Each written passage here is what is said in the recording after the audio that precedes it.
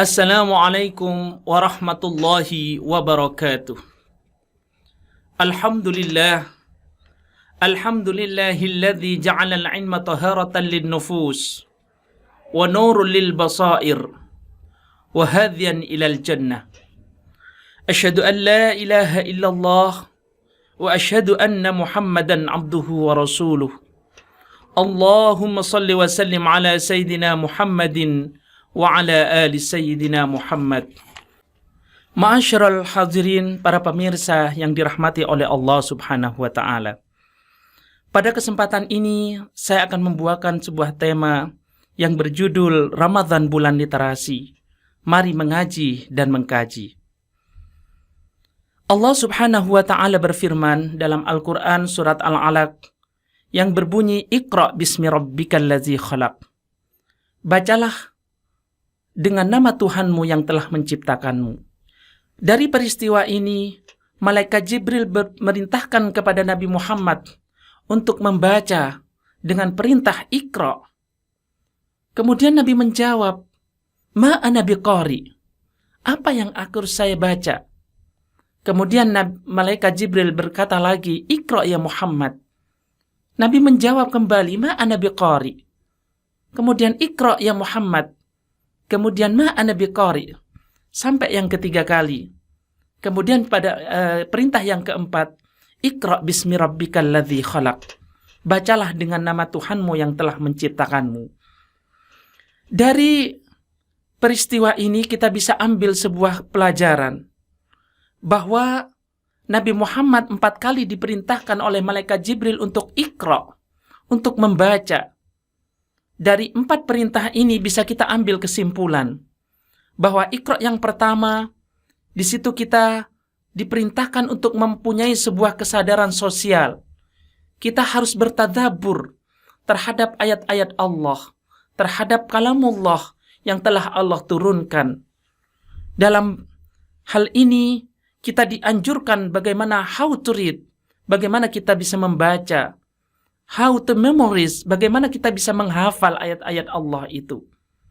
Setelah kita bisa membaca, kemudian kita bisa menghafal semua ayat-ayat Allah itu, maka kemudian masuklah pada Iqra yang kedua, yaitu Iqra, yang artinya kita dituntut untuk mempunyai sebuah kesadaran intelektual, untuk bertafakur terhadap ayat-ayat Allah. Bagaimana kita mempelajari dari ayat-ayat Allah itu, makna yang terkandung di dalamnya, kemudian kita fikirkan, sehingga lahirlah ma khalaqta hadza batila.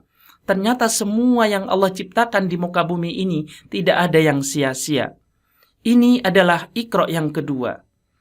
Kemudian perintah malaikat Jibril yang ketiga kepada Nabi Muhammad pada Iqra yang ketiga, kita dianjurkan untuk mempunyai sebuah kesadaran sosial, untuk bagaimana kita memahami, how to understand, dan bagaimana kita meresapi ayat-ayat Allah itu, how to meditate. Sehingga apabila kita sudah bisa membaca, kemudian bisa menghafal, pada Iqra yang kedua kita sudah bisa bertafakur, memikirkan isi kandungan yang ada di dalamnya. Kemudian kita memahami dan meresapi bahwa semua yang Allah perintahkan di dalam ayat-ayat Al-Quran itu, semua adalah kita bisa meresapi dan menikmatinya.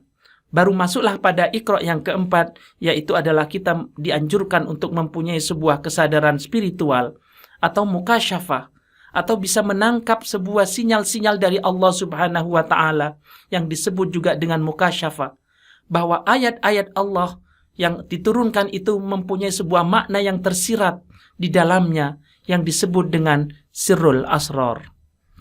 Ma'asyiral hadirin, para pemirsa yang dirahmati oleh Allah Subhanahu wa taala.